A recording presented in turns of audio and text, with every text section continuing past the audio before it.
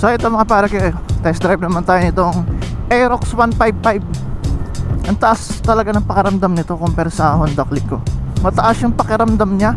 So mamaya testing natin yung acceleration ito. Sa handling niya, maganda rin siya, no? Ideal siya sa mga long ride talaga. Maganda yung tindig niya, upright, hindi kayo subsob. Yung upuan naman, malapad siya, kaso parang medyo nakabulusok siya ng konti. Ganun yung pakiramdam ko sa kanya. Yung Honda Click kasi medyo pantay, so parang wala kayong feeling na bumubulusok. Pero dito, pakiramdam ko medyo dumudulas ng konti. Medyo konting bulusok lang naman. Ito yung side mirror, napalitan na din, oh. Yun, oh, wow. Testingin natin dito yung acceleration, ano nito, motor na to.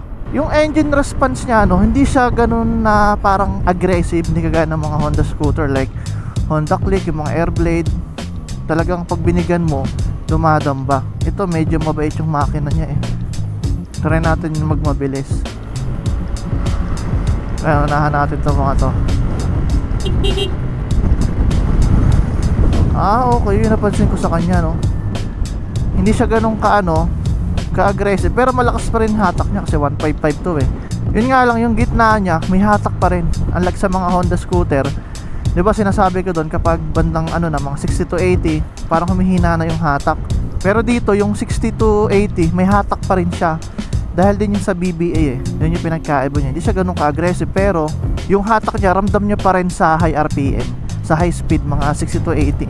Normally sa Honda Click ko yung all stock. Pag ito nyo ng mga 60 to 80 between doon, parang ang bagal na lang ng hatak. Pero dito mayroon pa rin, oh. Ay na 80. Ay, mayroon pa rin 92, 95, 96, 97, oh. May click kasi ito eh. Try natin sa Malida, babalik tayo. Dito wala tayong matitesting na cornering dito kasi puro diretsuhan dito sa Nueva Ecija eh. Doon sa may bandang Pantabangan mayroon doon, kaso malayo dito. Ayun na, mabilis naman yung kuha yung 80. Maning-mani lang talaga.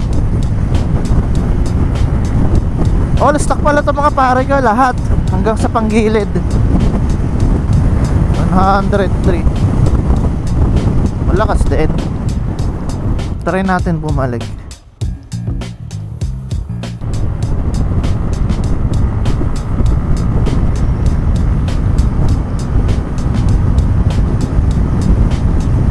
Dito try natin. Mahaba ito eh. 0 to 60 hanggang sa 100. Hinto tayo. 1. Ay, medyo palusong kasi ito. Sige, pero pwede na rin. 1, 2, 3, go.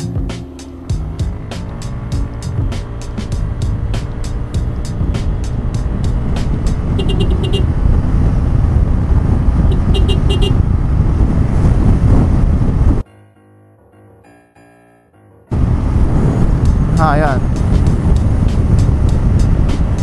108, 112, kaso bitin.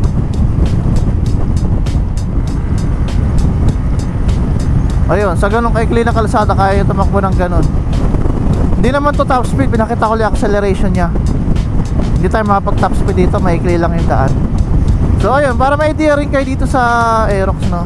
Ang maganda dito, kahit mabilis takbo nyo, may confident kayo na overtake ko.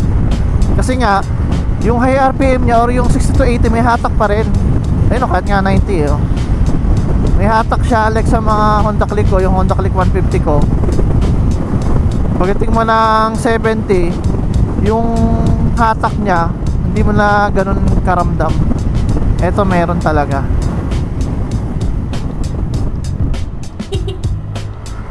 Yung busina nya napalitan na rin, no?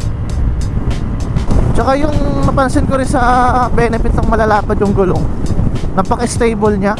Itong gulong niya kasi 140 yung likod. Ganito yung pakaramdam ko kapag nakasakay ako sa MT-15 ko. Ang stable niya. Sa preno, malakas yung preno niya, lalo yung harap.